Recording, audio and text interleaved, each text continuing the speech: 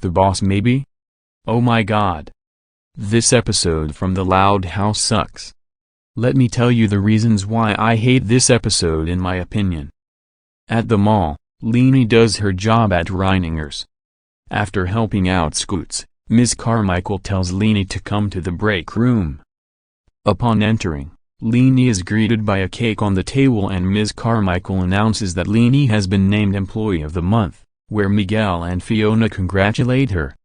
Later, Rita arrives to pick up Leni.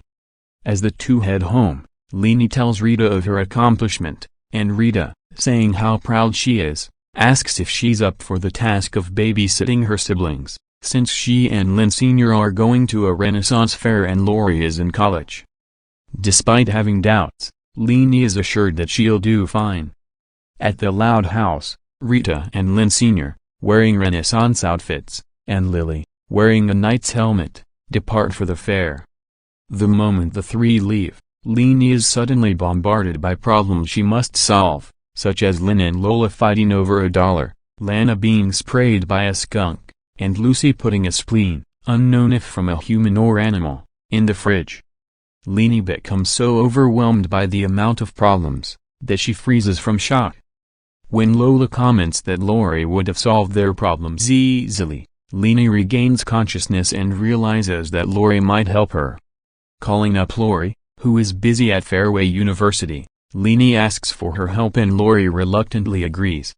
Using advice from Lori, Leni solves the feud between Lynn and Lola by splitting the dollar in half, by literally cutting it in half with a pair of scissors, and giving Lana a tomato soup bath to get rid of her stink. When Leni asks if she can relax, Luna says that Luan turned their room into a comedy club. Calling up Lori again for more advice, Leni, wearing a firefighter's outfit, tells the visitors to leave, saying that the building is in overcapacity.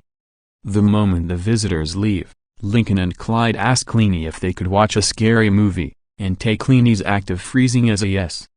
Leni tries to call Lori for more help, but because she called during the middle of a class lecture, Lori's phone is confiscated by her professor, leaving Leni to solve problems on her own.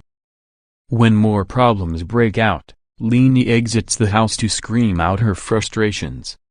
Suddenly, Mr. Grouse comments what's going on in the house, since their antics have distracted him long enough for him to damage his garden. When Leni tells him that she's trying to keep it under control, Lincoln tells Leni that the internet is out. When Mr. Grouse tells them the correct way to fix it, Leni discovers that Mr. Grouse could help her. After fixing up the Wi-Fi router, Leni continues to ask for Mr. Grouse's help, as he helps her bulldoze some sand Lynn brought home for volleyball practice out of the house. However, the problems continue to arise, as Mr. Grouse takes a nap in the living room, Lisa making a corrosive fruit punch that burns a hole in the floor which Mr. Grouse falls into, Luna turning her and Luan's room into a rock club, Lucy needing help cleaning blood, and Lincoln and Clyde being too scared to turn the movie off. Completely overwhelmed, Leni runs off to a corner of the house to escape the madness.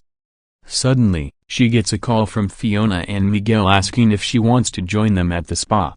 When Leni declines, saying that she can't get her siblings under control, they tell her that she should use her store sense to solve their problems, like treat the siblings as customers. Taking her friend's advice, Leni orders her siblings to form a line and she'll solve their problems one at a time.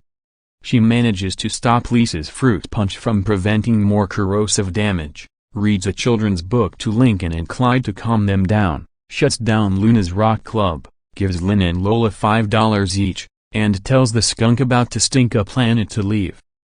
The moment Leni finishes all the tasks, Rita, Lynn Sr. and Lily arrive back home, much earlier than usual, as Lynn Sr. states that the Renaissance Fair is vegan only, which they weren't informed of, and since they brought only meat, they couldn't stay long.